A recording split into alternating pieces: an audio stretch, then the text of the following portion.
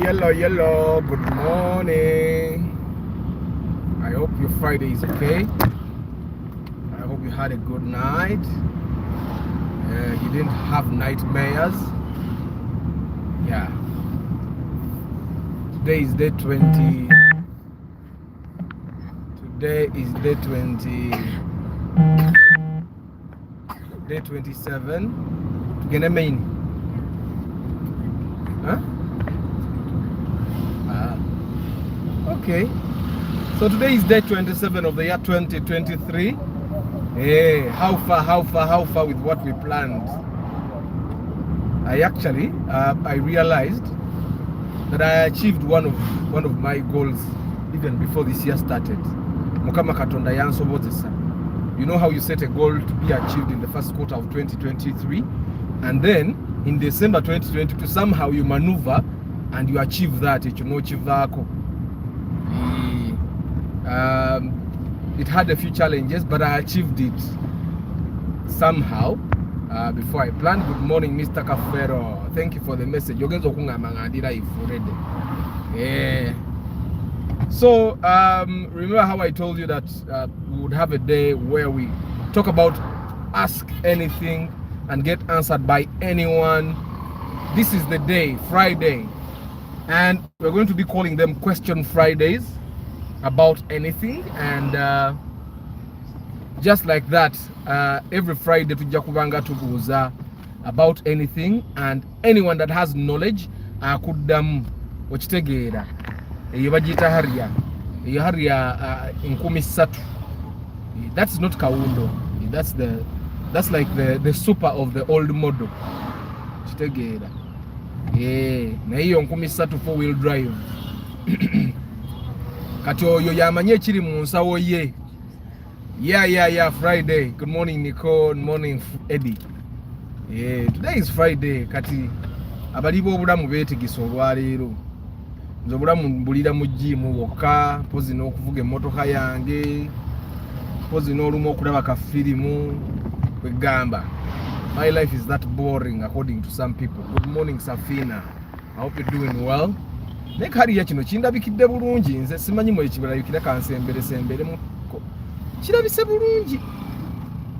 Ebyokunywa amafuta nga bizze ebbali, kimoloka kino kirabise bulungi.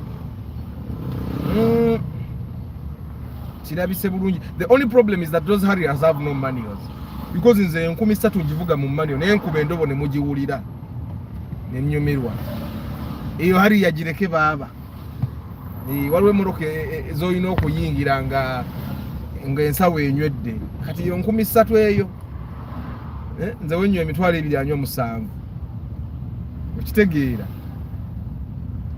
Because on top of being a 3000cc, it will not just double because it's also automatic. Kubanga oligane nalinnyodde emitwalo 2 yanywena. Ayongera mukko. Kale anywanga 5. That's something else. Is it around here?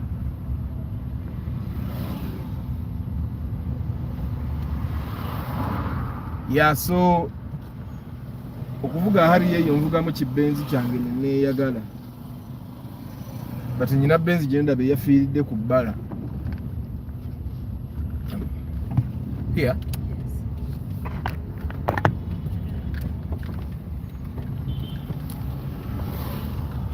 I think they have.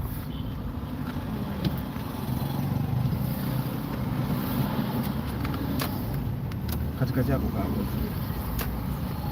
Huh? And these ones have. You try these ones.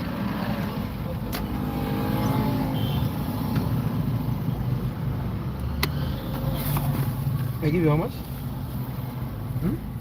2? I give you 2 ones.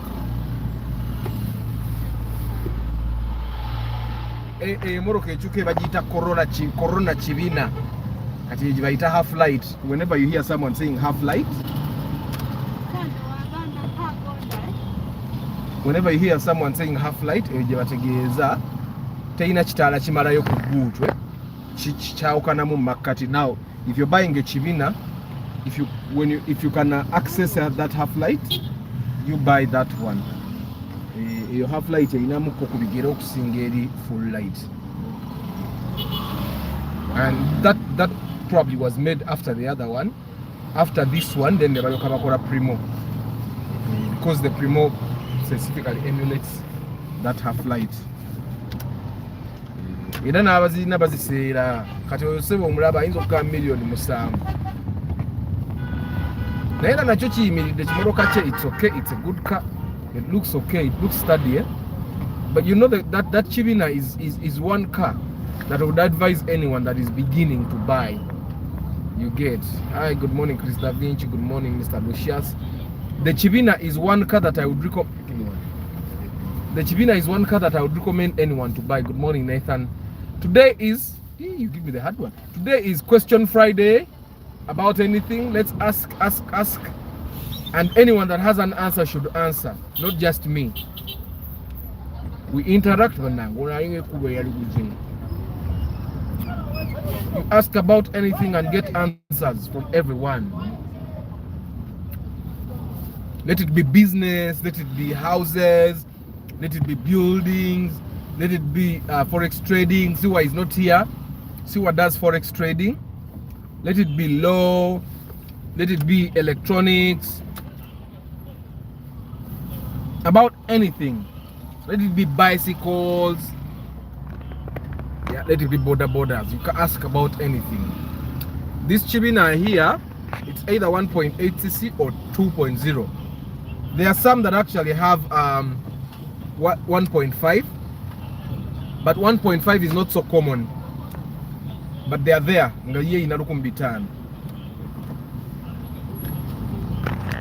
that one is called a Granvia 3.0. Very comfortable car. Most of them are diesel. The engine that is in Super Custom and Regius, if it's diesel, so 1KZ. But that's a very comfortable car. Although the Super Custom is in its own league, the Super Custom is much more comfortable than that one. So if someone is actually thinking, then we have the Hilux. You see that Hilux on UAE? That is about 25 million minimum. And 25 ojaji sange chamuka no chamuka. Bweba namuse bakoga million ya 35. That Hilux there. And they actually tell you that pickups, we don't buy number plates, we buy condition. It's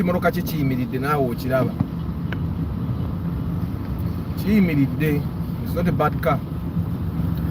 One thing I don't like about pickups, they don't seem, I've never sat and driven a pickup and I felt very comfortable. I don't know why. The posture you're in when you're driving that pickup. So that Hilux is the most popular pickup, like worldwide. Of course, you'll go to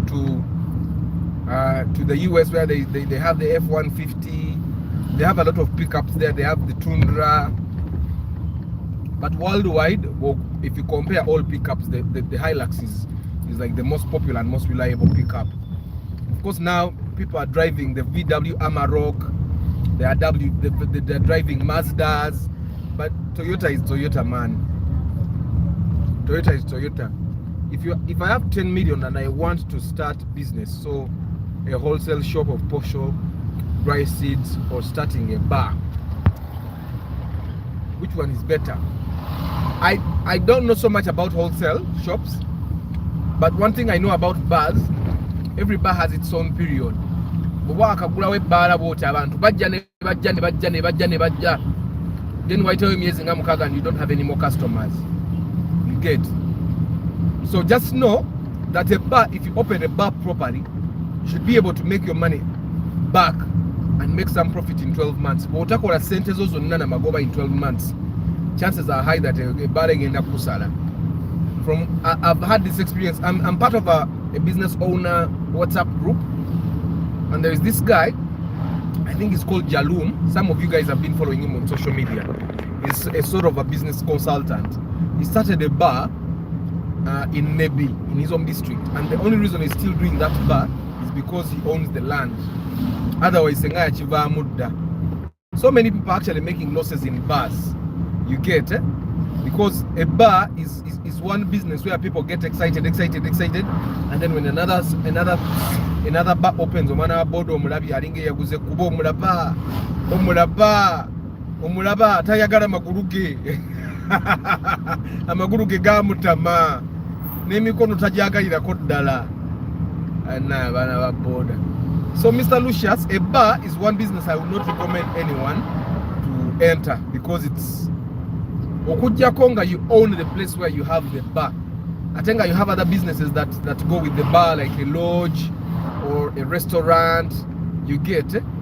But if it's just a bar, that's why most times you find people that have bars and they have a washing bay there or a night parking, you get. So a bar is very, very tricky as a business. It's not for everyone. Actually, you would rather start a restaurant for ino mufumbi omulungi. Sagala kuyingira nga kino ekimotoka tekinnayingira kiikyo. It looks really nice. That's a BMW. Naye yagipimpinga. Singa teyagisaamu sente ziri extra naye omupiira guzina. You look at on the right hand side omupiira gw'emabega guzina. Ayagala rims akabi naye emmotoka ezina. Actually gyonna gizina. Naye nga yakikola bulungi emabega eno. I want to do something similar to that to my Corolla. Mujenga mbaga njagala milioni 3. So Mr. Lucius, let's wait for someone that has done a shop at Uganda. So you guys, if you have done a shop business before, Mr. Lucius has a question there, and you can tell him what you think about, for example, the wholesale chain million. So Safina is asking question: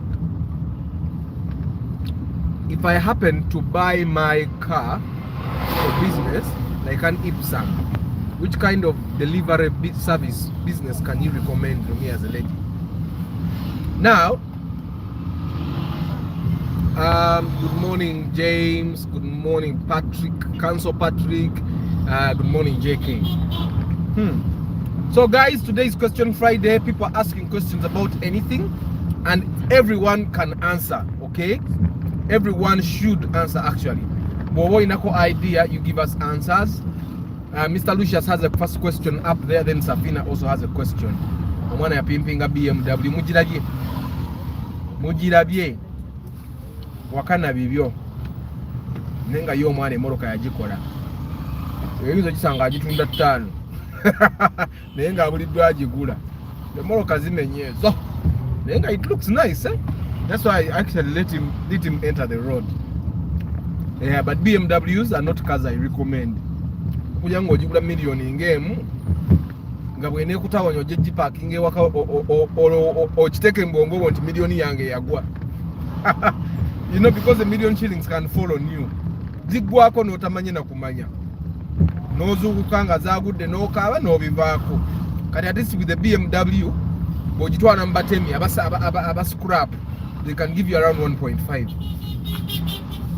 And by the way, when you're buying such cars that I've told you I don't recommend, make sure you buy very cheap, so that if you just drive it to a scrap yard, they can give you like a 1.5 because it's heavy.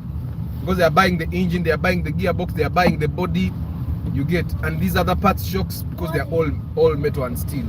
So at least a Morocco manya bonoji to alamba scrap baja jipi mbaka kuwe milioni ya mochitundu. Yeah, BMW worldwide BMW emenya neola aba bojigula milioni nge mochitundu 2 at least omanya nti abatema scrap abo ogenda ne bagipima ne bakuwa mu milioni 2 okitegeera. And then this is another pickup that is actually good, the L200. That's a Mitsubishi L200. Kati eyo giraba milioni nga 6 nga wevugira double cabin. But you know the prices I tell you guys are subject to availability. Kati eyo giraba bootu yayo already judde feeder. Kati si nungi nnyo.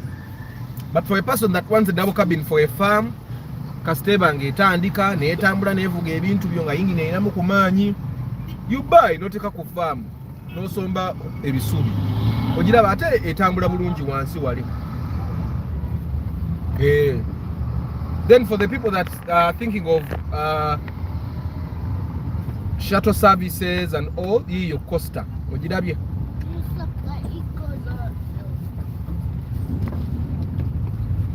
abantu ba taxi benjagala okusomesa essoma ajja aleeta amalala wano avuga ebyekigwagwa baagala nnyo.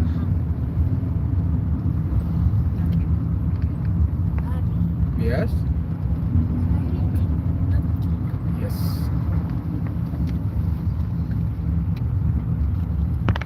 So Safina has asked Sahara gireke cancel. Sahara moroka nkadde nnyo. Sahara moroka nkadde nnyo eyinza okutawaanya. I prefer that you buy cars that are common now. If the Sahara. I forgot. Yes, you forgot to tell us to go to your office. We will go later. Go later. Yep. Okay, bye. Yes. And you need to. Yes. At my office. my office? Yes. I refuse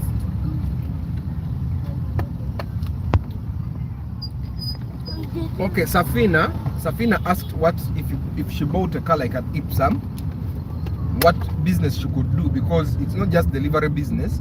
But of course, guys, I've told you before, my boss leases different American trucks every year. Man, those things look nice and extremely huge. Yeah, but they also, I think they also like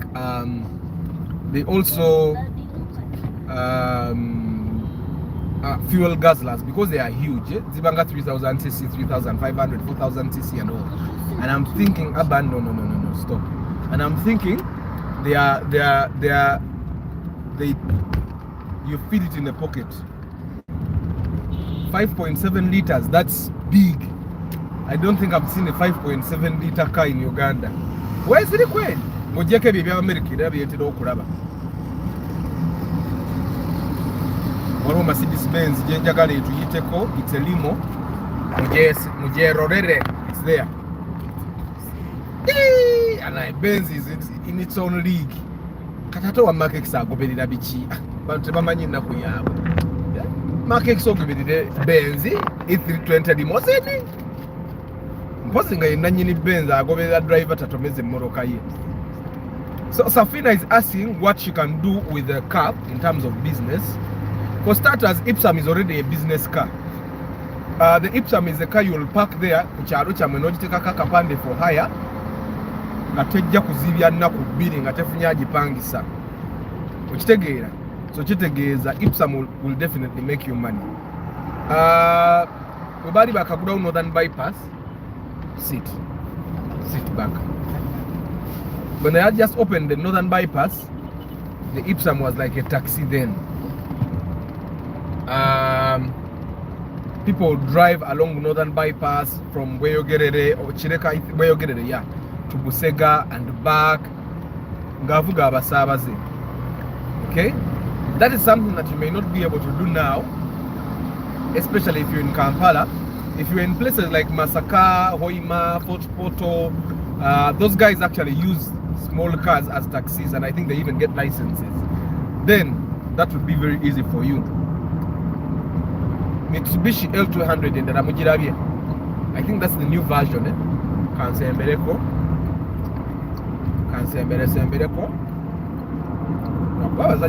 They are past the speed limit. I'm making 70 na iso boda mugu. So I think Safina, the first business is what Martha is planning to do, I think.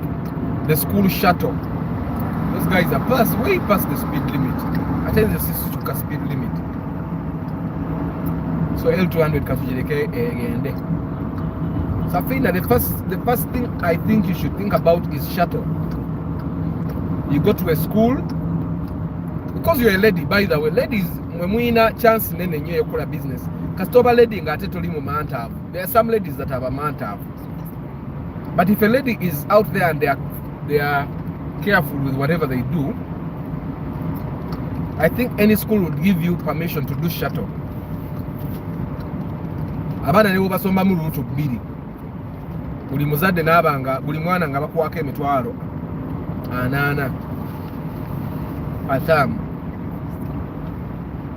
Okay? Of course, I'm not saying Anna is like the price, but depending on your expenses, fuel, car maintenance, you the driver, if you have another driver, very well, you get. And then of course making the car look nice, and then Naka sent a co-wire HM over director to make sure you stay on the job, you get.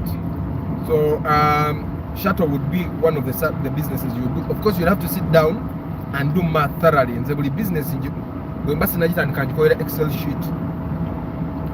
Even this YouTube channel, before I started like commercializing it, I sat down and I went to Excel. If we have an accountant here, they can advise the best way for someone to actually calculate break-even analysis and all. I sat down and I did my math.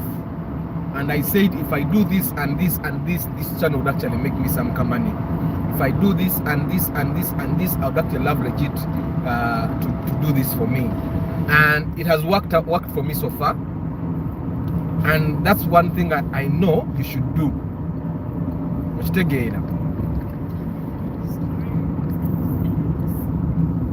And then the other thing you could do, Safina, osobola okusubula amagi. What? Osobola okusubula amagi. You guys are late. Osobola okusubula amagi, Safina. You go and get eggs on wholesale from farms, and then you go and also noliake bitano oba lukumi. Okay. Yeah, and then you can also do vegetables if that's a thing.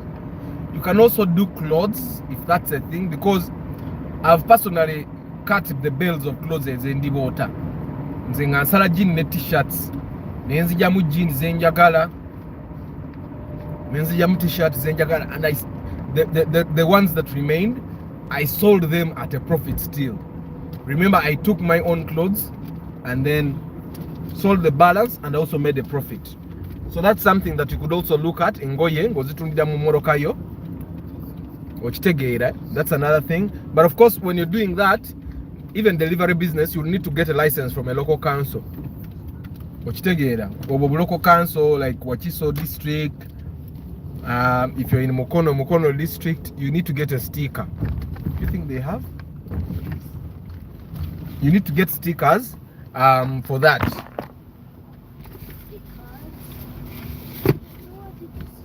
I think a sticker in Wachiso is about 35,000 a month. Daddy, what did you say stickers? I think even Mukono will be like 35.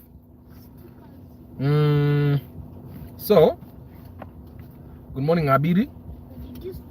JK is saying, I gave my girlfriend 4 million back in 2014, and she started a plastic and ceramic shop in Machindi. She ran the shop effectively for 5 years and it grew. I then gave her 6 million in 2019 and she started a boutique in Machindi. She now subleases the shop at Angels Plaza in downtown. Nange Nasali and Divota back in 2006, women's tops. Yeah, so Safina, someone is saying Safina can also do milk delivery to supermarkets from factories. It can work. Yeah. I've actually seen guys do that. Many guys, they even get cars on loans. Nagenda never.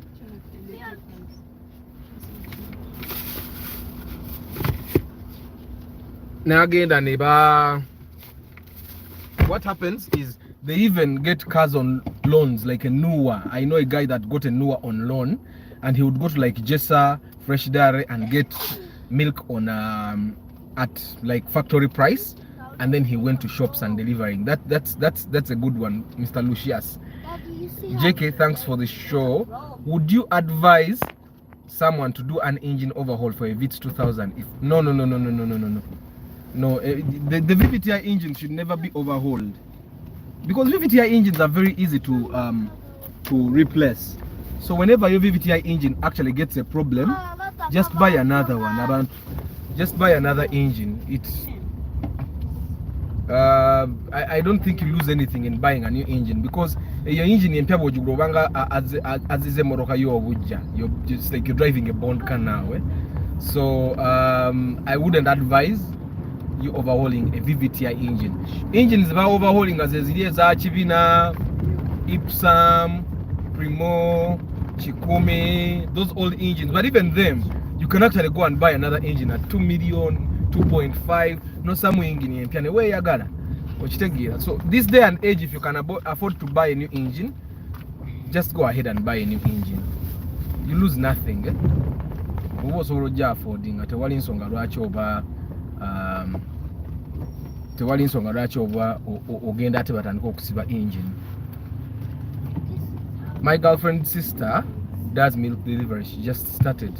How is it going for her so far?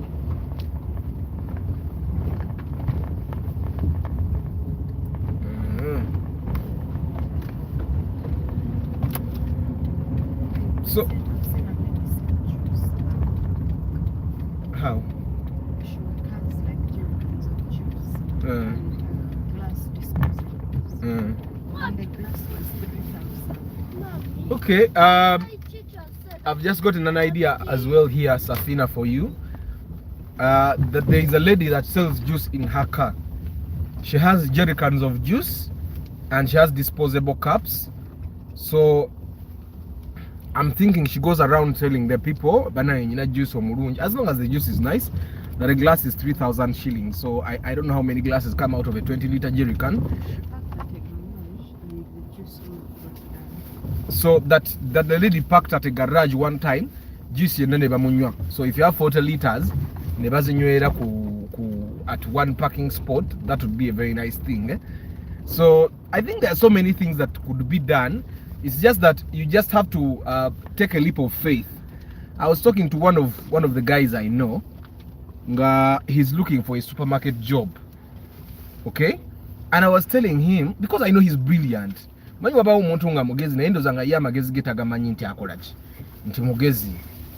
And he said that morning he was coming from an interview to work in a restaurant as a waiter.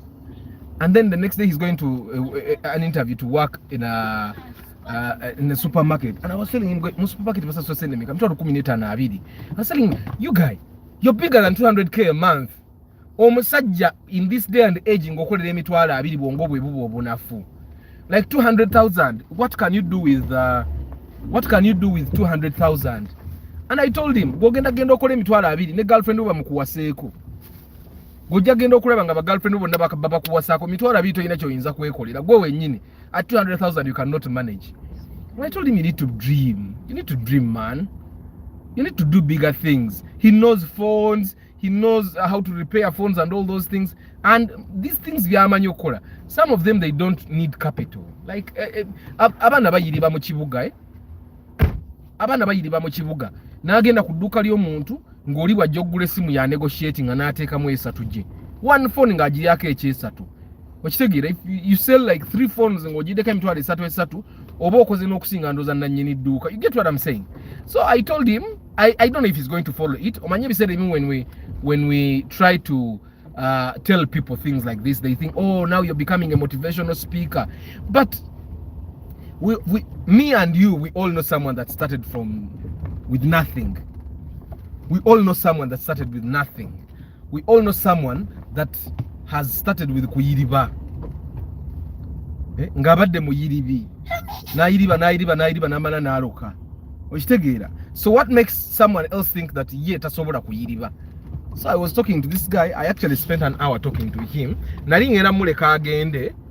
But then I thought, this guy, bebajjo tutawanyanga tukaddiye. Okitegeera.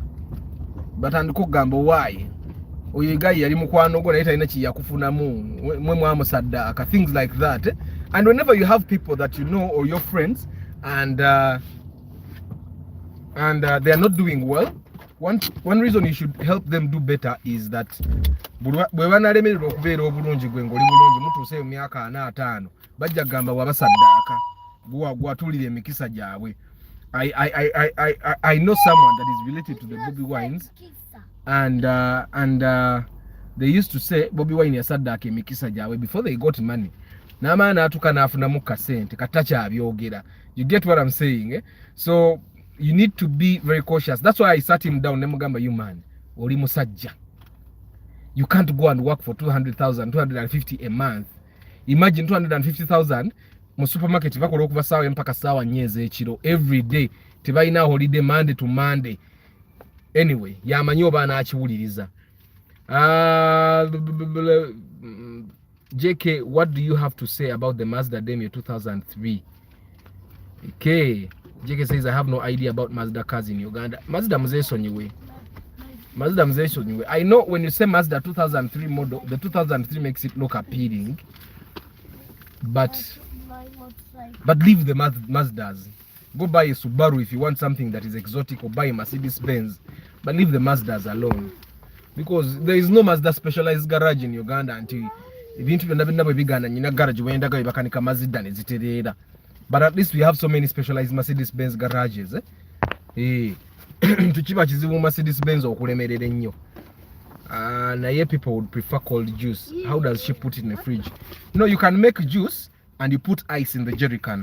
Katugo kitegeeza, you find ways of You make it cold and then you make sure you get juice. But also Nenga, it's very hard for you to find ice that would run out by morning, and freeze the water at night and use. Yeah, but you know, when you enter a business, then you learn how to make things work. Good morning, Henry. Thanks, Arthur. What is the preferable of the three cars? Honda Fit, Nissan. Ada niko. Kachati the motor cars nazo zenyezo kugamba togula nungamba comparingireko. So I think I would tell you, because of all these cars, the Honda has very good reviews worldwide. That Honda is very good. So I would tell you to buy a Honda Fit. The Nissan March, Nissan March nebo jigula million mukago olwaleero ncha bwoba ogitunda ku wasatu. The Mazda Demio is olaba meka ku kkubo. The Honda Fits are not very many because people have not yet embraced Honda, but Honda has been talked about as a car that doesn't die. So I would actually tell you to buy a Honda Fit. Not that I've driven it before, but because of the reviews I see online of Hondas. Because Toyota doesn't die, but Honda. But I don't know why you're listing all those cars. Probably they are cheaper than a Vitz because they all look like Vitz. But I'll still tell you to go back to a Vitz, a 1.3cc. Why? Because bonotuko kutunda Honda Fit ye yongo ajiguze million mukaga bajja kuwa billion basatu. So that's one. But if you don't mind it, just buy a Honda Fit. Let them you abantu bazivuga spare wali na ye wa bei. Kupa Motors anti kakati JK. If someone buys a Mazda Demio at 7 million or 10 million, you expect them to go to Kupa Motors.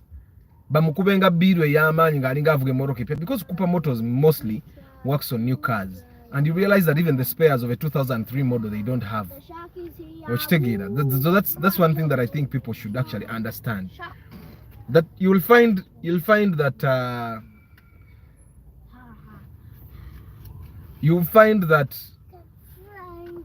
the Mazda Demios, that probably the one that Nico is going to buy, jagisanga Kupa Motors tebalina spare waayo. Okitegeera ngate bo bajja ne bamugule wa kisekane bamukuseera. I don't know if you get what I'm saying. Yeah. I have a friend who drives Nissan March, but here in Denmark yagula kaveera.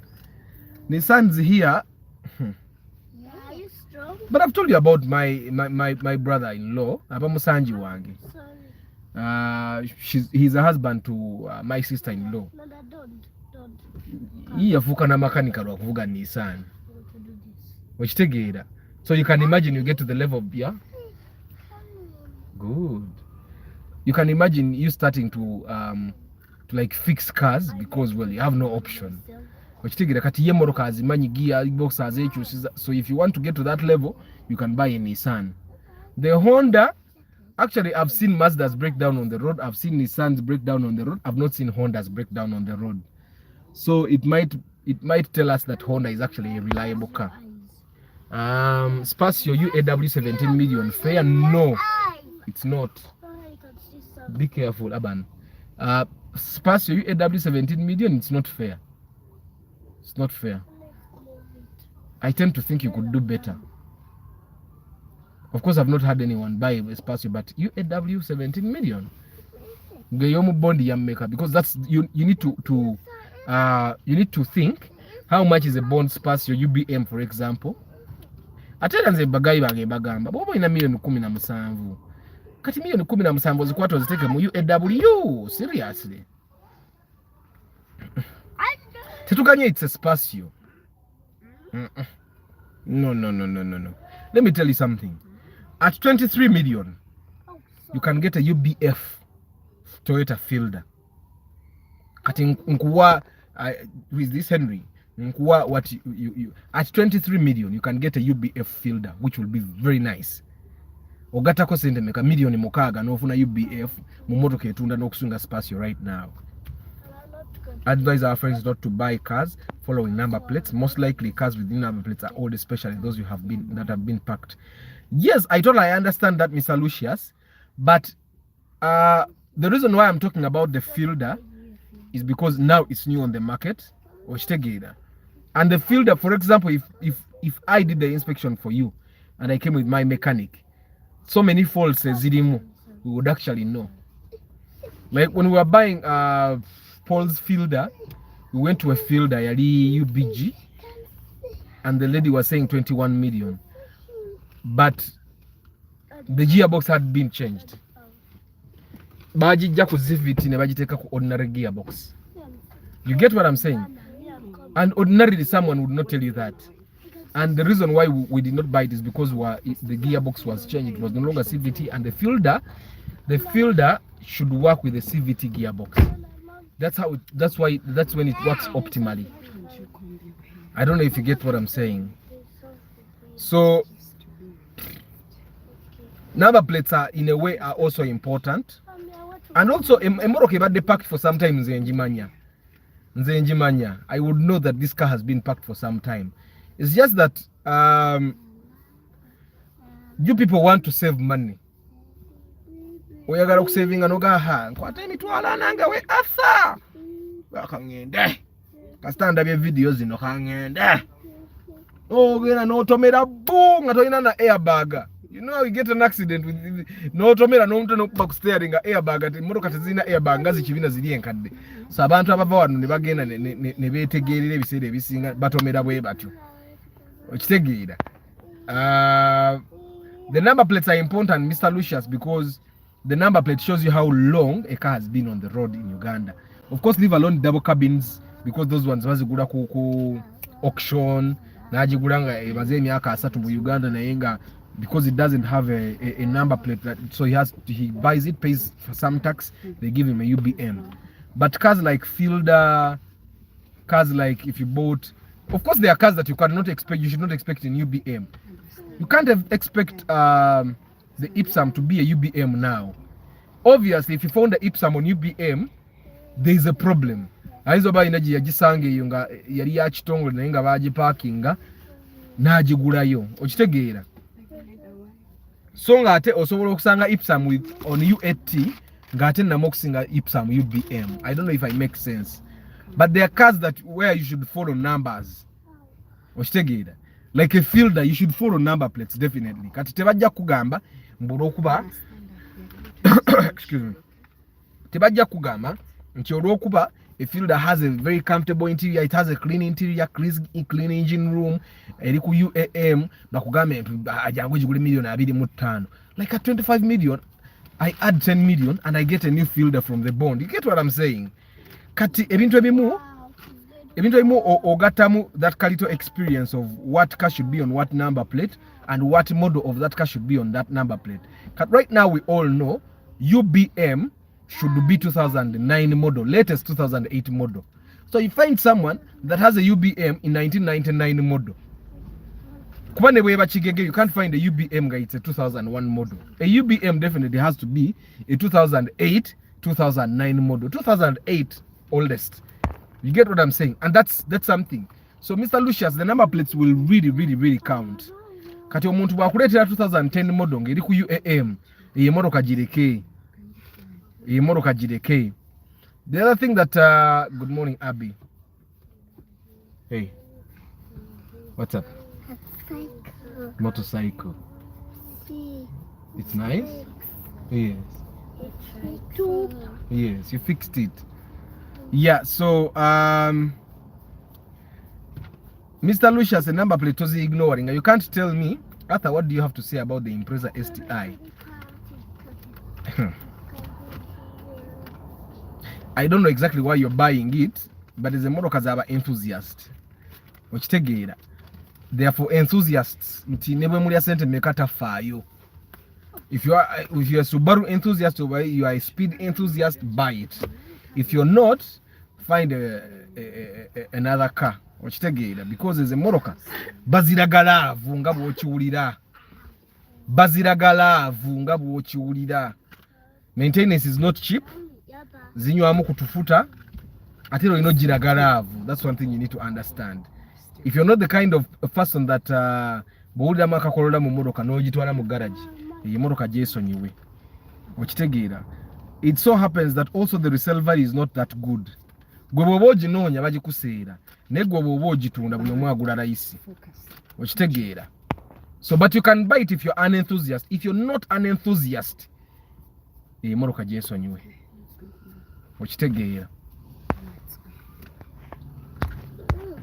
So you guys, we had a question here.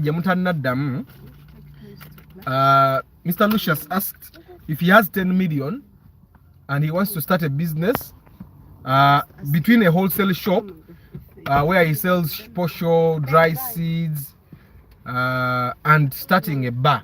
Which business would you advise him to start? Don't question Mr. Lucius. Which business would you advise him to start, guys? Okay, how is a Nadia? Nadia is a good car, but most of them are 4-wheel drives. They look much better in the interior, better than the Ipsum, and they are a little more raised than the Ipsum.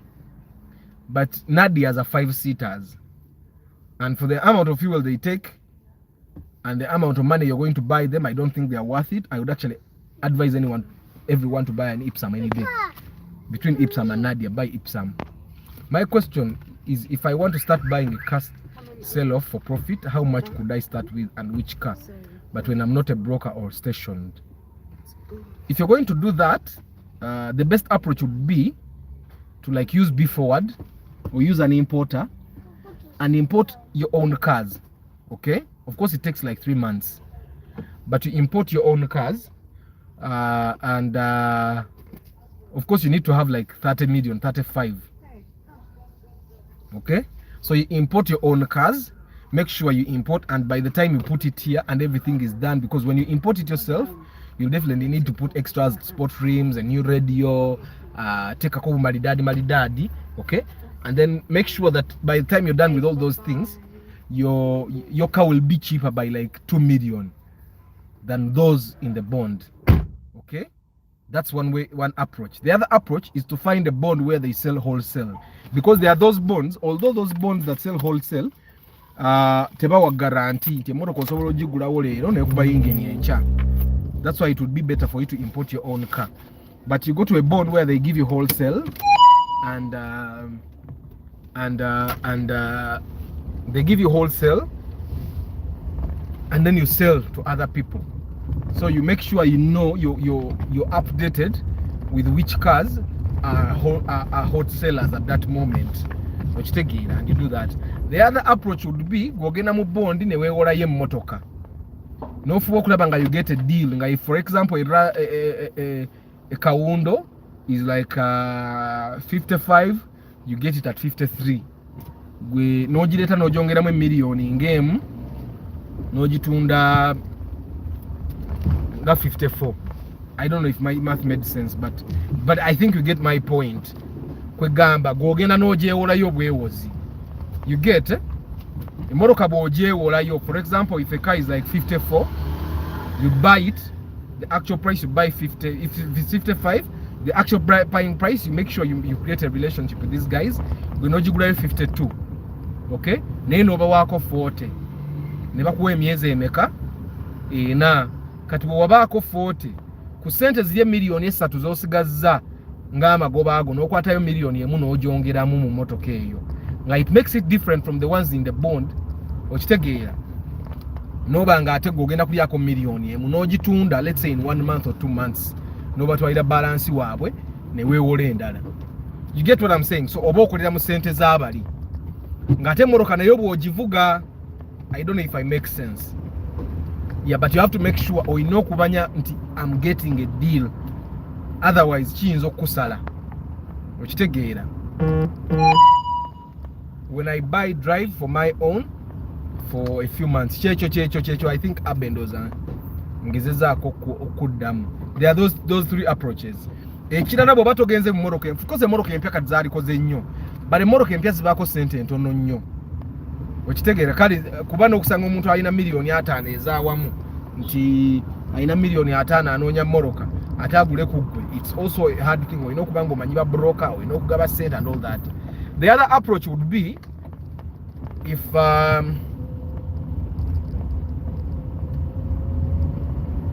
you have like 10 million, 20 million, you just keep on the lookout. Gwe n'ogamba ba brokers enoonya moroka yakusuubula. As simple as that. Okitegeera? You tell the brokers njagala moroka yakola ki y'obusuubuzi nga beeyi ya busuubuzi, but you need to be very very very keen and let's say updated about car prices when you start. Okitegeera? Mazda Demio yiyo si yo gyobadde ogamba bw'oli wabadde abuuza ku Mazda Demio. Was it Nico? Is this the Demio you are talking about? Mbadde sinnaba kukyusa. Here is the Demio. Kati ako kalaba kali ku UBH. Bw'osuubira waliwo ayinza okukwala miliyoni 16 ako ku UBH yaako. You get what I'm saying? So when you're buying these cars, just know emoroka either oguze yiyo yakufa nayo oba weetegese okufiibwa ssente. Because akakamoroka, yes, it looks nice. Naye kati akakamoroka, the only person that would buy it ajja kuba mukazi ng'atamanyi na kyagula. Teri musajja alina ssente ze ng'azipatikanidde n'ajja n'akugulako emmoroka eyo wadde eri ku UBH nti agula nnamba. Okitegeera? That's the trouble with cars that are not Toyotas. Nti zisala zitta ssente. Kati oyinza omusanga nga yagigula miliyoni ze nga 23 naye nga kati ne bwanoonyaamu 15 tamulaba. Bamuwa 10,890.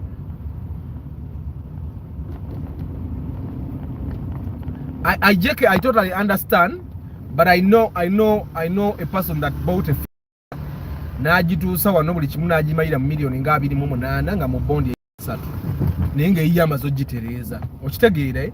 Ng'agitaddeko ne malidaadi naye nga mu bondi nga tonaanagisaako biki byonna eri mu miliyoni 3. So if you import your own car, it's possible. So but Abe, the other approach is a Corsa worth it for starters? Yes, it is. It's a good car. The other approach, Abe, that you could use would be if you have some money, gwegamba ba broker njagala moroka ya busuubuzi.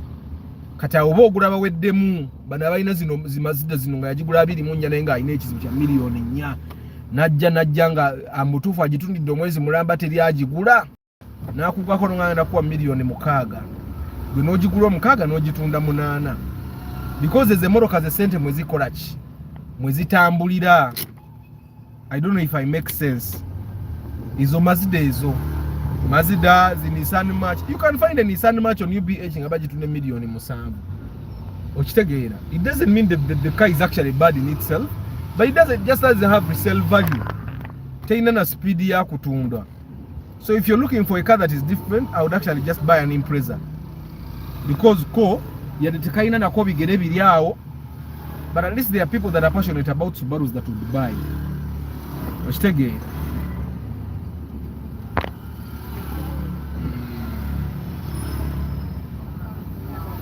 But for a person that wants to buy and resell cars, the best approach is to buy old cars. Enziri kubala kuno. Do you know why? Emoroka eyo gisanga omuntu yagiteekamu dda malidaadi we. Bweba radio ya Android nga yagisaamu, bweba woofer nga yagisaamu, bwe ziba sport rim nga yazisaako bwe ziba tezajjirako and all that. So a car like that would make much more sense, because a man can go to the bond and buy their car 35 million. Then they get a problem along the way, and they have driven the car for like 6 months, but they know in their hearts of hearts no one can give them 35 million. So they come saying I want 30. You give them 28 and you sell 30, because for you have time. Normally normally abasuubuzi abagula emmotoka z'abantu bagula ku bantu abapapa okitegeera abapapa abali mu bwangu ennyo kati gwe woberera kati gwe oba oyagala okusuubula emmotoka beera na sente zo and be friend brokers gw'omwanya nze nyina $2,000,000 njagala w'obwangu nga busuubuzi ebroker will bring akubuuza ompa mmeka gwe tegekawo emitwalo go nga 5 mugabe bondeetera emmotoka nga ddiiru nkuwa emitwalo 5 but ozibayira mu business. But like I said, whichever business you're going to start, sit down. Me, I use Excel to do my mathematics. I use Excel to do my mathematics always, and that sheet would show you if a business is viable or not. And normally for me, my turnaround time for any business is like 3 years. 3 years, ngamazoku breaking even and sokola kumagoba. In the case of this YouTube channel, I did 1 year. And majority of the time a business should break even in 3 years. Na yebare ina breaking even in mwaka gumu. If it doesn't break even in 1 year, you're going to struggle for a very long time. Arthur, what do you have to say about the Toyota Opa? It's a very nice car. Naite bulabika. Bulina engine nge ya primo new model. Naite bulabika. And but it's a good car. It's very reliable also. Kaina interior nungi which tegera. So that one just buy. We were looking for it with Dennis. Nayenga buli kamba katunda ketwala bako bakatunda millions bali bakakoma mwenda and it was out of our budget. But it was a nice car though. Yeah. Then I think along the way I saw one that was being sold at 10. Yeah. Kanefu chakugula demi yeyo. Gula ka vitizi kalisi manyo oba mukatuuseeko kako.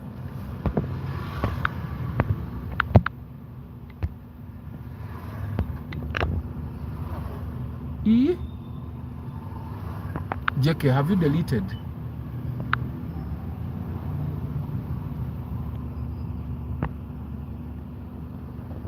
So that Vits manual Bedabika. I think I've mistakenly deleted JK's thing.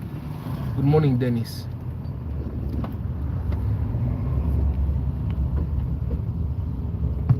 Instead of buying a dummy, would have Vits, I'm telling you.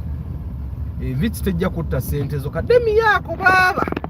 Nissan March, Honda Fit. Is a motoka bajja zigulako nga bagulanga abagula scrap. Okitegeera.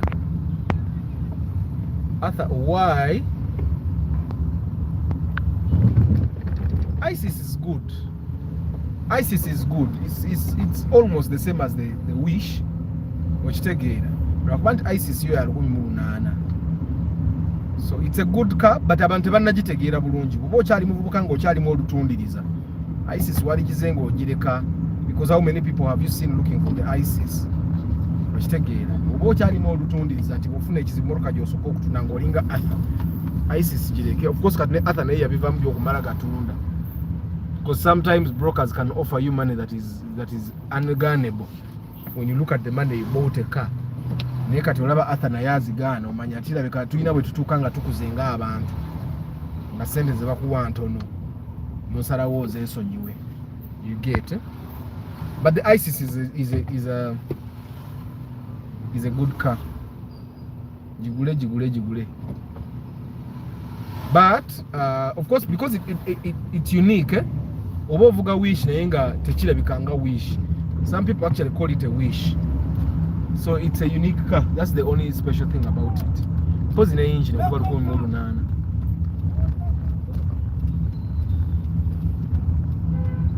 But Wish ebana amanyi okusinga ISIS. If you think of capacity to do work and you're comparing the ISIS to the Wish.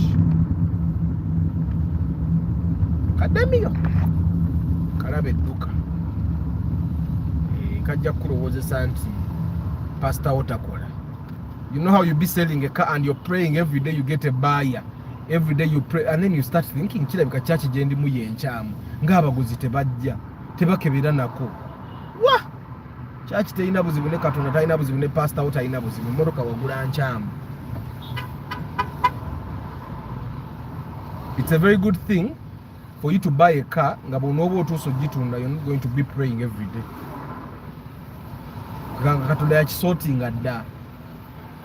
If like you were selling a Sienta, hundreds of people would come to look at it, I'm telling you. If you're selling a Paso, many people would come to look at your car. But later Honda Fit. Like you tell a broker would be trying to sell your Honda Fit to a person.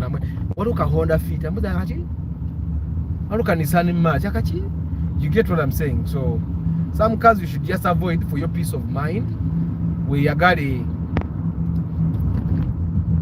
Toyota Platz is a Vitz with a boot. That's all.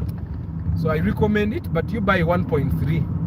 1.2 rejja kumenya kabaka kunkuna nyanga mubuto jatekanga mu bintu kosa kateri mu milioni nga 7 enungi milioni 7 kwambuka waggulu. But why would you buy a kosa now? Because kosa bagiseera sente za kosa oziraba, sente za kosa zinako emoroka endala ziyinza okugulako eziyinza okutunda amangu okusinga kosa, because I don't think anybody buys a kosa to drive it for years. You drive a kosa as a transition vehicle for you to have something to drive as you sort your finances to buy a better car. You get bagenda bagiseera because of the engine, because muginonya lwabutanywa so kati bajja gikuseera. But it's a good car though. It's a good car. Ndabika just sikagala bwagazi. Which pickups vehicles are reliable for farms? Hilux double cabin is the best. Then Mitsubishi L200. There's a moroka bizo boberako. The moroka ezimanye nako. Zinendara zonna simanya Nissan Hardbody, simanya VW Amaroko, simanya bagita bateno. There is that thing. That what is it called? There is that thing that is driven by organizations, that double cabin. But stick to those two types, L200 or the Hilux. Those are the cars. Yeah. Is a motor kazidi very zimanye nakukari. If the engine dies, you can overhaul it for about 3 to 3.5 million. You get it, and then no jizawopia. But they are not so comfortable, of course. Like the way you would sit in that V8. Yeah. So today is Question Friday. You can ask a question about anything and people would answer you. Because whatever you're scratching your head about, someone else has been there and they have found a way to maneuver through that situation, or they have found a way to make that work. So gwe buli kibuuzo ky'olina manya nti someone has actually been there, or they have seen someone that has been there and they can actually advise you on how to tackle it. So today's Question Friday. Ask a question about anything, anyone, and people will answer you. Isis Plantana. I don't know those variations of the Plantana. I think simanyi lwaki ogaseko ka Plantana. Isis mbajjo ogerako. I've just talked about the Isis is almost like the Wish. It's just that the Isis is 1.8cc. That's the only thing. It's unique. So you will drive a Wish and people will not know you're driving a Wish. That's the difference. It's also 7-seater, nga Wish. So the biggest difference you have with the Isis is the engine size. The engine is smaller than the Wish. You get. It's a good car. It's a good car. It might it has lower clearance than the Wish. So just know oyinza okwokya ku exhaust emirundi egiwera. Okitegeera oyinza okwokya ku exhaust emirundi egiwera if you're driving the Isis, because eri wansiko okusinga kuisha okujja nga togiwadde emipiira eminene, but that will lead to more fuel consumption. That's one thing you need to know. What about 16 million? Can I get a good Rumion? I think you can. Kasito umanyi ne millions zo 16 ononya Rumion tojja kweronda kibakuwa kasita kiba kirungi kyotwala. That's one thing you need to understand. Yeah, because Rumions are new. Everybody that has a Rumion right now bought it at a minimum of 28 million. A minimum. So it's very hard to find someone that bought their Rumion at 28 selling it to you at 16. Okujja konge ine ekizibu. Obanga nkadde, because ojagisanga Rumion naye nga yatomera erimu ekigwo oli agiguze nga yetafaayo nga yabwa ekigwo n'agankankani kenzijemu zenzijamu so ng'omanya nti ngula rumioni naye ngula ya kigwo okitegeera.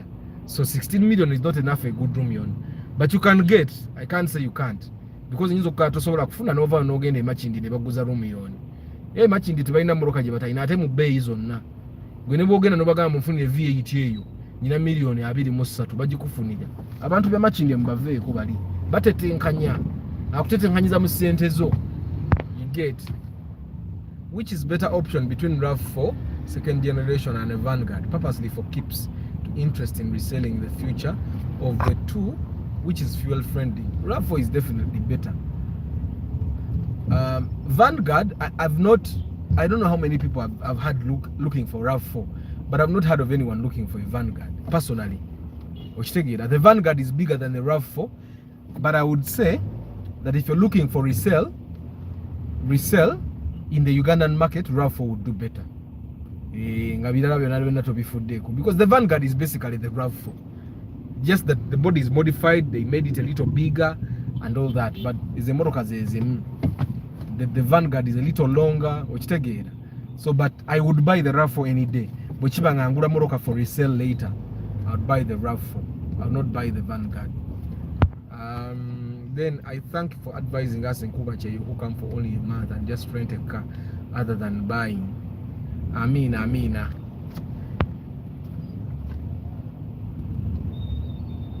Arthur, what's the budget for a nice Toyota fan cargo? Kati fan cargo jibaire million 12. 12 million oinza n'okweroboza.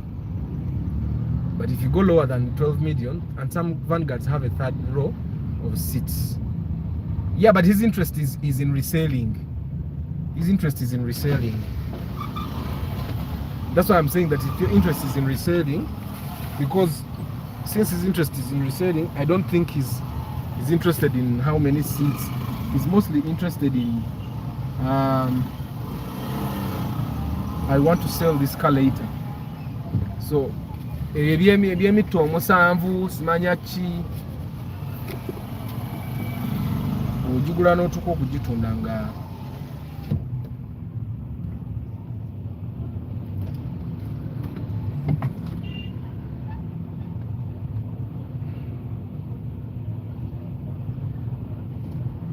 ono tabanga ajuga yimiridde mukozi agenda agula ebintu akomewo tuve wano.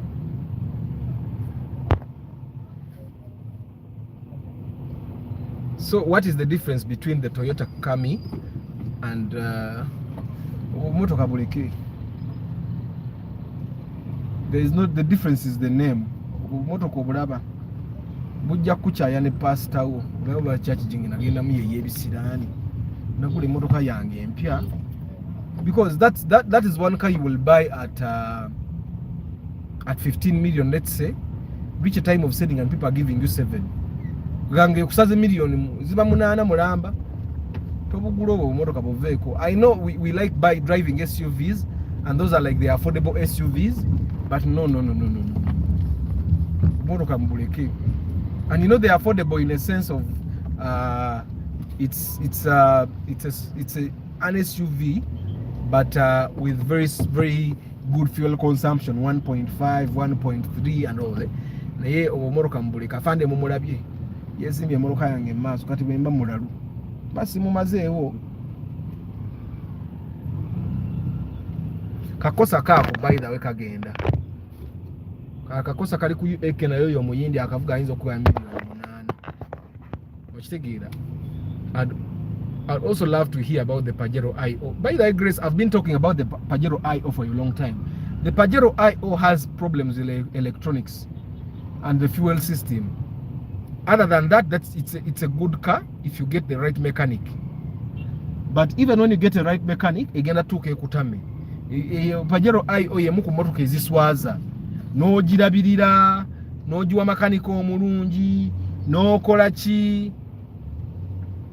So the Pajero IO, and I know that plenty of women would prefer to drive the Pajero, but instead of driving the Pajero, I would actually advise you to buy the RAV4.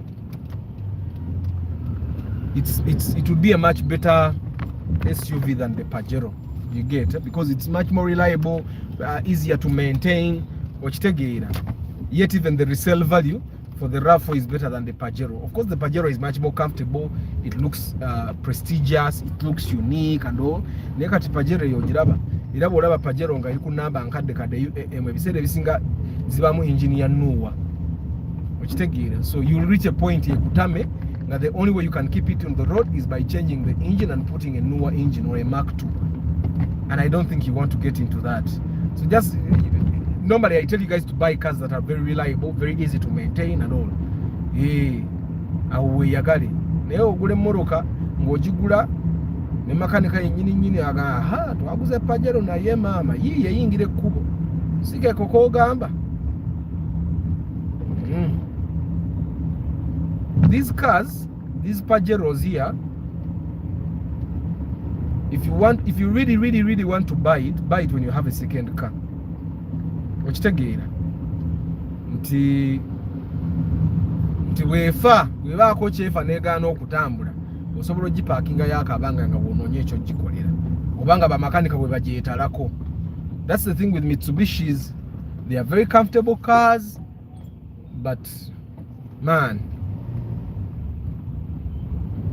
my mukyala one seat also yali ayagala RAV4 namane yekyusa kati ayagalaako because kalabika bulungi. And the issue happened that on Christmas owa Benz yantomera emabega makanika wange ne muyita agenda okutuukawo nga jidde mu kapajero ako yandeetera ebizibu.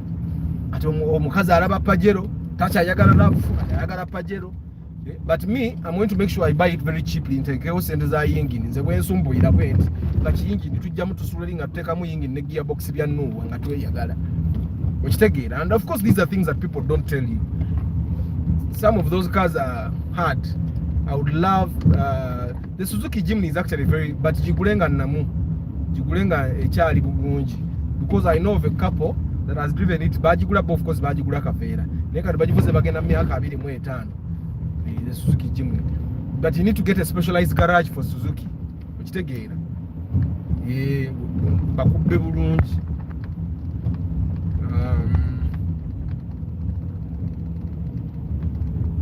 That small photo thing, yeah, it's a good car. Jigule ayagala Pajero kati sinza kugana because muzigula ne bwe mbagamba temuzigula kaya tolaba nze nganza mukyala wange ayagala Pajero kati nkole ki era nyino jimugulira bwefa mutere mu ingini ya nuwa yebyo tajja kubimanya nti waaye moroka nvuga nuwa wadde nvuga Pajero ye tajja kubimanya ye kyafa nkubi ekisunzo kumacha nevuga nengenda ne bandaba ngavuga Pajero abakyala bibaagala. So you can buy it, but just have it at the back of your mind that anytime that Pajero is sobola okuswaza okitegeera je bali abazivuze nga tezinabaswaza. By the way, like you see how everyone is complaining about BMW reliability. No solo sangayo omusajja yenga akugamba tavuga motoka ndala agavuga BMW zokka okitegeera. There are two instances for that.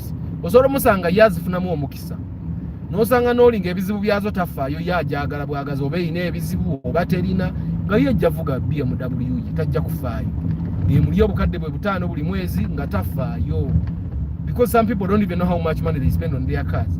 Because if most people knew how much they spent on their cars, senge moroka baziva nakodda moroka tuli maaso bagiyita Caldina vaka primokano akavugibwa omuntu atamanyi byavuga eri bagiyita Caldina.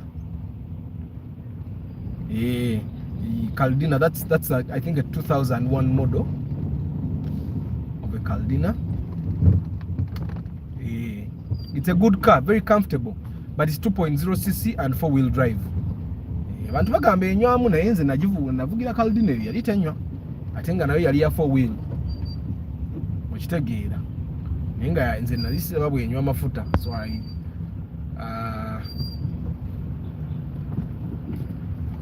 which is the good option between Passo 1.3 and Raumu new model if my budget is 10 to 12 million oyinza obutafuna Raumu new model nga model nungi, but you can get a Raumu new model at 12 million better than you can get a Passo 1.3 at 12.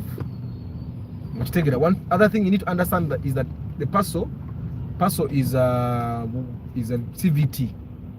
Paso zina CVT. Na inga Raum new model zina automatic gearbox. So in all sense, the Raum would be a better option because togenda kudda okwera likira ate gearbox ate bicho jakavuga paka boli kako atoka tunde. So I would tell you to buy the Raum new model if you can find it now. With the current prices, simanyo bokafuna. Ningo osobola kafuna, inzo kafuna kalinga mu U80, mu US series, UB series of course.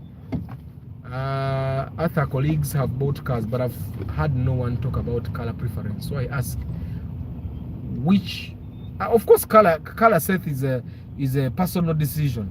Like there was someone that was looking for a maroon car, and I was asking myself, kati maroon ya munonya akochi. Which tegere, but yinga ayagala maroon. But of course, silver color is better in Uganda. Abantu abagule moroka bagula nyeza silver mu moroka zonna. But muhari yazino kawundo especially white eita. Which tegere. But the people that buying silver most of them because white is too common. But in kawundo also black works. But a black color, for example, is cheaper. A maroon color will be cheaper. You find someone buying a blue color. A blue car, kati moroka ya blue.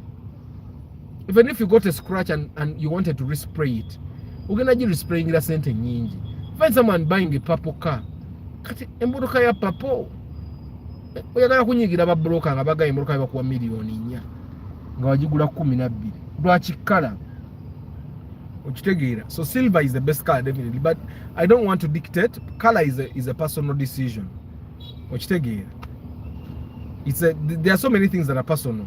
Like people would prefer to have sport rims on their cars, but me I remove the sport rims and take a couple ordinary. People kept saying kati ndogula World Cup, nze World Cup sina chinzagaze. Moroke yange entambuza bulungi ngate kuli World Cup. Kati World Cup ezokumpa stress, ntandika okunonya World Cup yaguddewa. Okitegeera. So it's a personal preference. Toleja kujaga me, I want a green car. I want a dark blue car. It's a personal decision. Other women don't know what they want. They need to be guided. I think that's one way to think about it. But I think actually women also know what they want. Of course, I know that most women want SUVs. That's why she wanted a RAV4. But I also know that the Pajero looks better than a RAV4, definitely. Even the comfort of that Pajero is better than the RAV4. So I would totally understand if she wants a Pajero. And I would not fail to maintain the Pajero. Already Nkugambe, me I have choices. Njajigula, ajivugire mu yingini yayo, bwenanta wanyanzije mu yingini nkasukeli nteke mu yanu. So for me I have no problem buying a Pajero. But normally why I don't recommend that is that ojagenda ogule moroka ngo ina makanika musiru ngatasobola bikola emoroka ekutamye emoroka zonna. That's why I don't recommend for people to buy Pajeros. Because it might disturb you nebikutama. Emoroka nezikutama zonna ne wesanganga nebye emoroka obivuddeko. But if you know what to do with that car, the Pajero is actually one of the things that spoils the Pajeros is omuntu byebemba gamba tokuda moroka nga sente za mafuta tuzirina. Someone buys a car na atukanga araba share tunda 5 ya bei na yagala agenda anywe ka petrol station ke bayita Arthur ngakamuuza 5 kati nusu asatu ogenda anywa mafuta ga mutwalo nusu asatu ogenda gawulira difference nengo oli akugamba share baseera kanyo wali ku Arthur okitegeera ebyo bisinga okutta Pajero because those Pajeros don't want poor quality fuels. So but if you can maintain that kango jiwa mafuta amalungi, I think that's one reason why my car is good. Nze sinywa bifuta okitegeera olwaleero moroke tuse mafuta nkangenda genda nzijuzeewo ku shero okitegeera nze ebifuta sibinywa naye buli wonywa ebifuta. So the IO is actually good if bwoba ina mechanic ayina amagezi, but not all mechanics have magezi. But other most Chibina cars are in Ame Green. Ame Green is not green actually, because you can even change Ame Green or for a black and no one would notice. Wachtegera. Ame Green is Ame Green, Eringa Boraka. Wachtegera. And I think Chibina was after me, the people were not yet color cautious. I think they said every single month Chibina taba na choice, kubaba na budget into. When you have a small budget, chovora ankugambi, omuntu anonya room yone million 16 teweronda. Jeba kuwaje ogenda na yokasiba namu. Because rumiyoni kumira omuntu agule moroka milioni 28 agiguze 16 goroza musiru kati million ziri mu million oba 3.8 ng'oyagala agenda giwe million 3.8 ne woba olina kizibu kyenkana kitoyinza kugula kintu million 3.8 n'ofuna kizibu n'okitunda 16 okitegeera okujjawo ng'ekizibu kya life and death. Ate era if someone had that big problem and they sold that car 16 million ndiba dogo wowe ebintu ebimu nga decision siza kitegeera si 200 jajigula eyo jajigula. And those also those Caribs and Carinas are in most cases dark colors, just like that one. Yeah, the Caldina is dark color. I think that's the color they made them mostly. But also, how many Caldinas do you see on the road? But right now the cars is in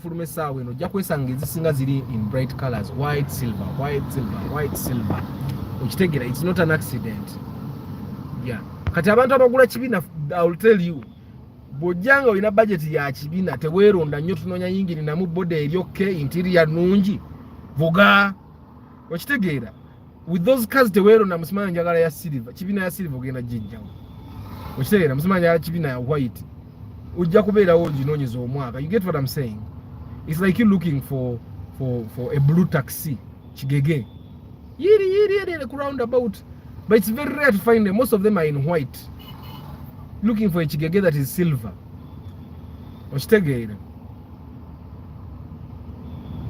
So guys, today we call it Question Friday, and on this Friday you ask any question about anything and people will answer you, because people have experienced things that you probably haven't. They have been in places you haven't. They know things you don't know. So chotamanyi obuuza ne bakuddamu. Okitegeera n'oteemalirira ebiseera ebisinga twagala okwemalirira naye buli weyagala okwemalirira ebiseera emu oyonoona. Okitegeera. That's why businesses that have teams perform better than businesses that don't have. Business ngerimu omuntu omu yagitegeerera buli kimu era tetambula. Kajamo bakavudde ku ki, you might think the president is going somewhere. You know, a jam like this normally happens when the president is probably going to Bombo or going back to his place in Nakasero. When a Baba Siba Museveni Aiteu. Yeah. Is it possible to find a good alien with a budget of 15 to 18? Yes, you can even get a good primo. 15 to 18. 15 to 18 is a good budget. 15 to 18 is a good budget. RAV4 old model manual transmission, a single automatic. Yes, the motor car man is single automatic on any day. The people that drive automatic cars are just lazy. Tagara kuchusa gear, tagara kola chi, ayagala take mu driver ate wano ali nyo muliro. But manual cars would be better any day. Why? Ntinze nkube ndobo. Nkube ndobo automatic wata kuba ndobo. Simanyi oba ki making a sense.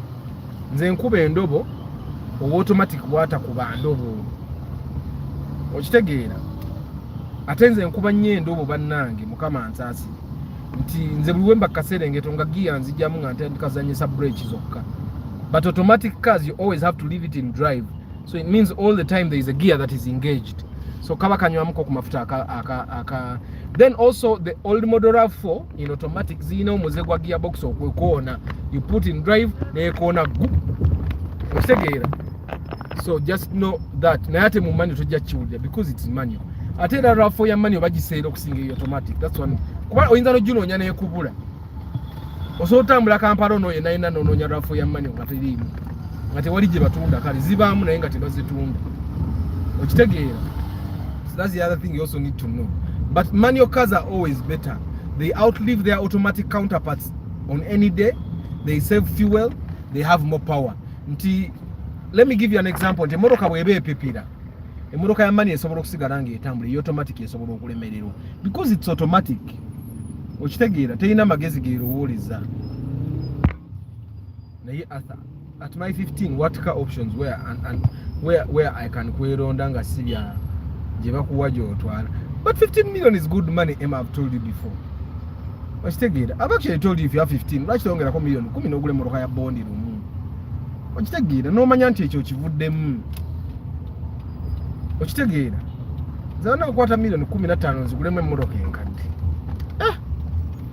Man, kwata myezi 15 nzigulemu emmotoka enkadde. mandabira ddala nedda nyoko sajja baboda bannange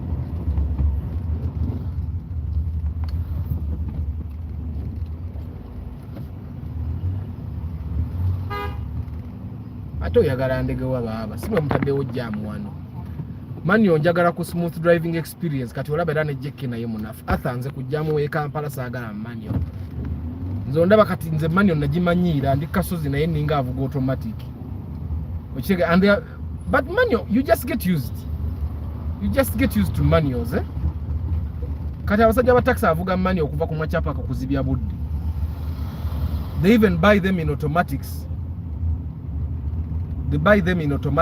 ne bazikyusa ne bazizza ne ku manual because manual is very efficient.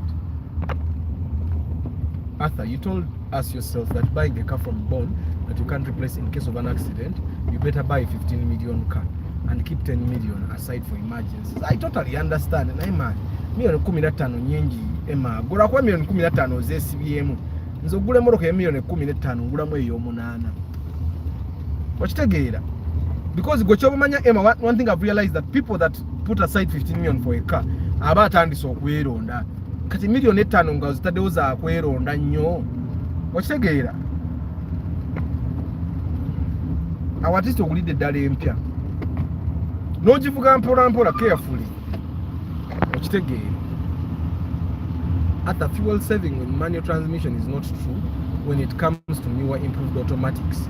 It was the case before the technology improved by leaps and bounds. Jeke gwe tomanyi na kyoyogerako baaba nze bwe mba nvuga field ya manual bwe naawe n'ovuga field ya CVT nsigala nsavinga amafuta okukusinga okitegeera sigala nsavinga amafuta okukusinga because era CVT era naye erina weetera mu giya nga terina gisaamu because a machine cannot be sharper than me. A machine cannot be sharper than me. Kati wano nze ndi mu ndobo goyinza okugaa nti emmotoka ya CVT wano ebeera mu ndobo yoba n'amagezi agagiteeka mu ndobo because kati wano boogenda linnya muliro naye nze ndi mu ndobo. That's why abantu bampisa nze nkubye endobo wano tewali mmotoka ya automatic kebiri technology ekuba ndobo okitegeera. That's one thing I've learned about automatics. Kati tesobola kuŋŋamba nti mmotoka ya automatic saving amafuta okusinga. If we are driving the same model for example nze ndi mu manual nga gwe oli mu automatic nze nkuba endobo mpitirivu gikuba ne wetalina gikuba okitegeera. I think that's why I get good mileage. So for me buying a rough I would definitely buy a manual ne bwe guba mu akaki. What engine variants are there for Spacio new model? Most Spacios have the one NZ wenda na bagiyita 3RZ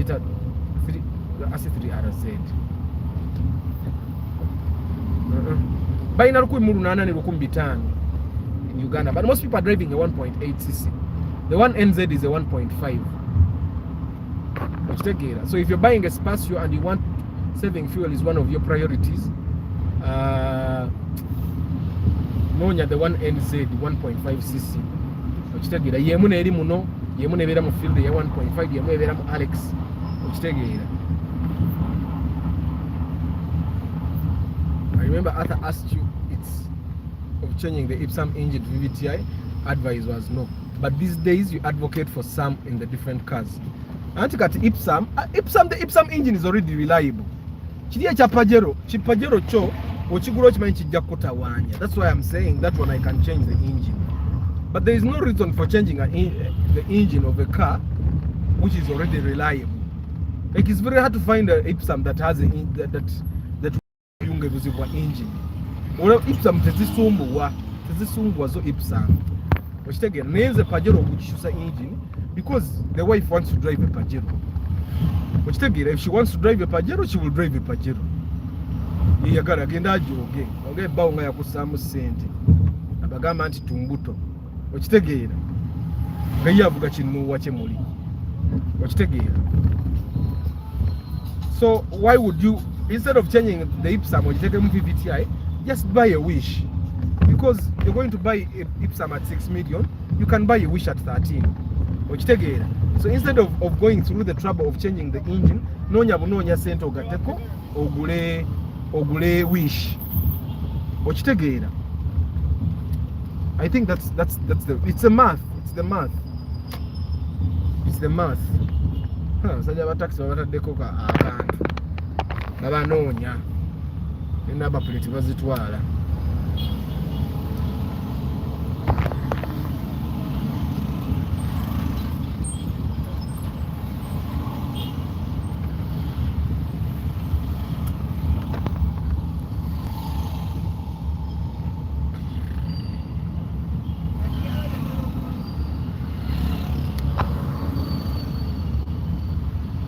Jeke tategeera ndobo.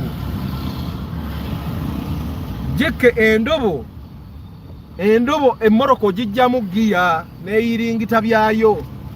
Gwe nobanga omulimu gwo gwa kutereeza steering na kulinnya brakes kusiba. Eyo gye bayita endobo. Kateri moroka yo automatic ekuba ndobo. Okitegeera? Endobo ya automatic kuteeka mu neutral ate ekyo kitta gearbox. Kitta gearbox ekyo. That's why most people do it.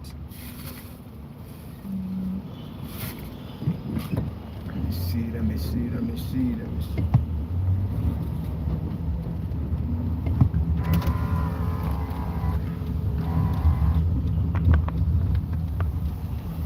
Yiyo for the escape. Why? Wakoze?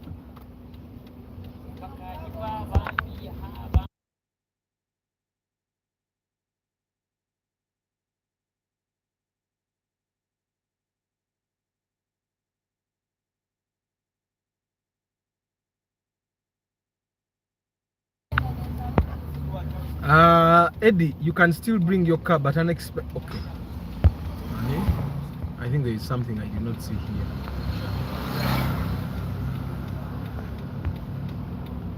Eddie, you can still bring your car, but unexpensive.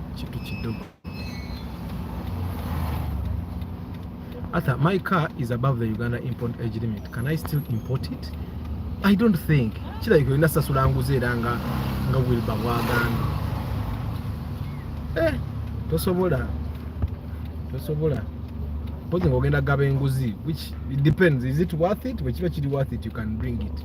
Ngojibala kugireta nga vintage. Ngojibala kugireta nga vintage ireta.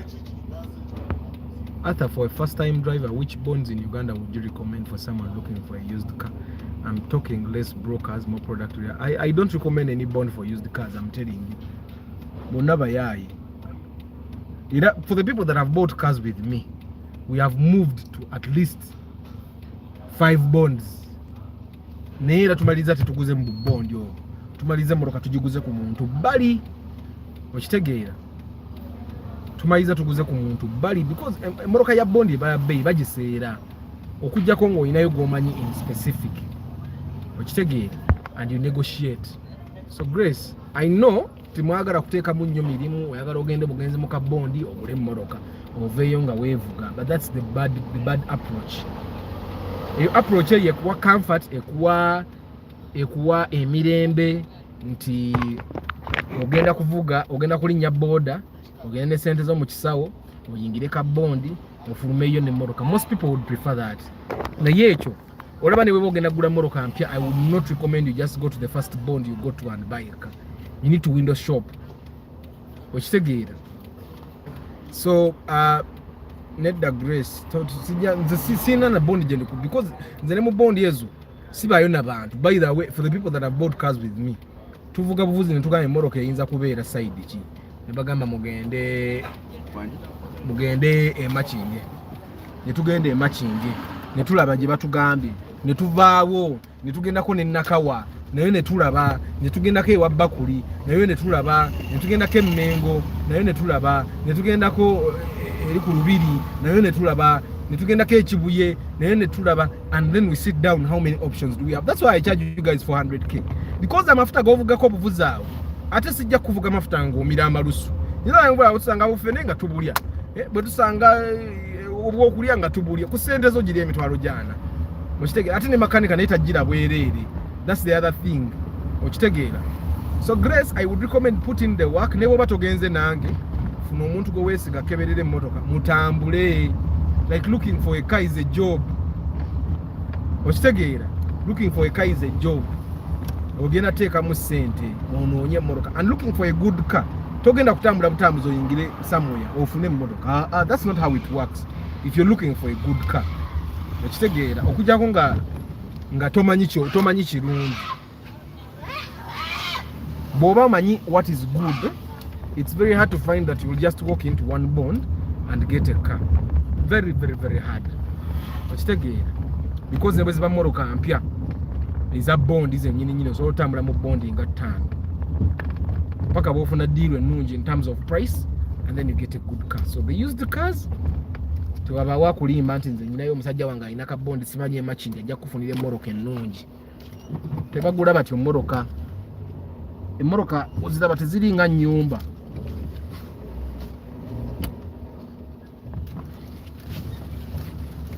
Emoroka teziringa nyumba Grace. Nti bwoba ogenda kugula ennyumba ogamba I want a 3-bedroom house in Chira. Okitegeera? Because there is a reason why you want a car in Chira. I mean, there is a reason why you want a house in Chira. So you're going to look at 3-bedroom houses in Chira. Emotoka on the other hand, you're looking for a Primo. Tugamba nti I'm looking for a Primo that is in Machindi. Okitegeera? So that's nekati yonvuddeyo. Can you help me someone sell their car? How much do you charge for that? People have been sending me cars, but I don't want to tell you that I can because I'm not a broker. So I would recommend that when you have a car for sale, you find a broker or a number of brokers and tell them I have a car on sale. Jintundire nkuwayo sente bweziti. Okitegeera. Omulimu gw'okutunda emmotoka ogwo nagwo mulimu. It's a job. Like selling a car for someone. Okitegeera. It's a job and in the value chain I'm not there. Siriyo. Okitegeera. So I would recommend that you get brokers. Obagambe, get like 5 to 6 brokers. Obagambe, I have a car, this car on sale. Obaweereze n'ebifaananyi. Ng'olinde bulinzi nga bakuleetera baguzi. But you can share with me on WhatsApp. Tomanya oyinza okusharinga emmotoka and then I have someone from here that wants that particular car. Okitegeera. Then bw'onsharingira, then omuntu bw'ajjanga gy'ayagala. Ate kati obuzibu bwammwe abatunda emmotoka. Museera. Bw'oyagala oddire sente zonna ze wassa mu mmotoka, zonna oziggyemu. Like you bought a car 6 million, you inserted like 3 million to fix it up. So oyagala ogitunde million mwenda. Okitegeera oyagala otunde nga musuubuzi. Which rarely happens. Era ne ba broker banakuleetera abantu. Era tebajja gigulanga ki. Nga bwe bati. Okujja ng'emmotoka yo hot cake like you have a room yon and everyone is looking for room yon. You get after the Valvematic, which has a bad shape. Oh, you know who's beside me. Ulingo obutubwembizi. Sijimanyi netaganjirabe. I mean the new Toyota Wish. Ogamba Wish Valvematic. Anti kati abasajja bakola aerodynamics kusavinga amafuta nti bw'odduka eyite bulungi mu mpewo. Okitegeera then bagikola ng'eri light. I think those are the things they consider now as they make cars. Yeah, Arthur. Your New Year resolution from 350 to now 400. Wakiri okuba kuba akalango. My New Year resolution kalango. Nayongeramu emitwalo 5 gyokka. Nayongeramu emitwalo 5 gyokka. That's very little money. And by the way, for the people that have bought cars with me, boba manyi that it's worth it. Okitegeera. Because bw'otuuka nga wagula emmotoka $5,000,000 nga bw'oyagala okutunda bagikuwamu $6,000,000 oba wagula bulungi. Okitegeera. Emmotoka gwe manya nti oba gigula with anyone else wali giguza ezo sente zennyini z'ogitunda. Okitegeera. And lwaki si kuba kalango? It's because nze saagala demand enzijja ku mirimu gyange emirala. I want muntu omu once in a while jangu tugende. Okitegeera. It's something that I do because well saagala bababbi. Okitegeera. Saagala bababbi. But and one thing you need to understand is that the kind of thing I do is not the thing that it's not like selling land. Tingira kuba obulango nyine ettaka ly'entunda nyine ettaka ly'entunda nyine ettaka ly'entunda nga nze ndirina. okitegeera. So many people do the pre-purchase inspection, bamakanika babikola, ba anko b'abantu babikola, okitegeera. Just that my way is different. Nze sikebera bukebeze nti yingi namu gearbox namu nenzija n'akatabo n'okaka tukebere kino. Bw'oba osasula sente z'emitwalo 4 osasulira obudde, you pay for a guardian angel which is me, then you pay for a mechanic, then you pay for the fuel that is going to move around looking for a kanze nkugambye emmotoka bwe tuba tunaagula emmotoka, we can even drive and go to Mukono, we drive and go to Wakiso nga tunoonya emmotoka nnungi, we are looking for a good deal. It's a job. Mukunoonya emmotoka guba mulimu kibanga kunoonya ttaka. Gwe bw'oyagala nti the first item you get to osasule, ojja sigala nga okola losses all the time, okitegeera. Exactly. Let the person atunda emmotoka postinge ku Gigi ne Facebook ajja funa abaguzi. Because emmotoka enkadde era nno tebala gatundibwa, temala tetundika bwetyo. Yeah, so guys, I have to go. Thank you very much for being part of this broadcast. It has been good. Emma, Nicole, Safina, Eddie, Mr. Lucias, Chris Da Vinci, Nathan, James, Patrick, JK, Seth, JK. Messages zonna nga ziri deleted. Nza zideleting nzo bagwe.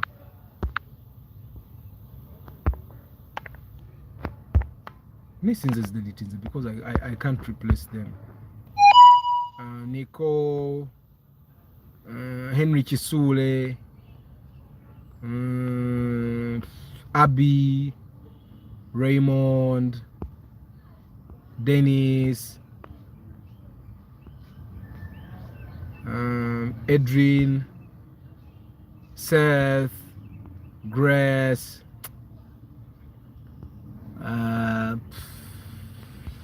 David,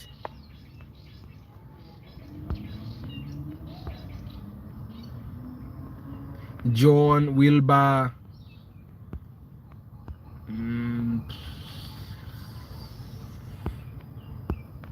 yeah. Thank you very much for being part of this live broadcast today. I don't take it for granted. Don't forget, I do pre-purchase inspection. Njikolera emitwalo 4 bw'oba ogenda okugula emmotoka. Avoid making bad deals. Togula emmotoka nga bagikusedde, togula emmotoka nga erina bad paperwork. Ffe emmotoka ezaffe transfer, bw'oba olina tin number, transfer yaffe eggwamu eyo wiiki. Okujjako nga gwe atalina bigenda mu maaso. As long as you have the transfer fee, you have a tin number, you have a national ID, that very week the car gets to your names. Okitegeera, nze sigula mmotoka etakyuka. Era bw'eba tekyuka, ne bw'obadde oggyeyo ssente nga atuzizzeeyo mu banka. Okitegeera. Yeah, but thank you very much. I also sell tracking devices. I also sell car alarms. Emmotoka yo is an asset. Gwe bw'osalawo n'ogamba nja kusabanga Mukama agikuume. Ngate Mukama yakuwa obwongo. Naawe abantu abalala obwongo obukola tracking device to protect your car. Naawe abantu abalala obwongo obukola alarm obutala baleme bubba. Okitegeera. Gwe bw'osigala nga okola losses. So protect your car, protect the things on your car by installing a tracking device and a car alarm. Okitegeera. Other than that, guys, I wish you a very good Friday. I'll see you tomorrow in the evening, 5 p.m. Ciao.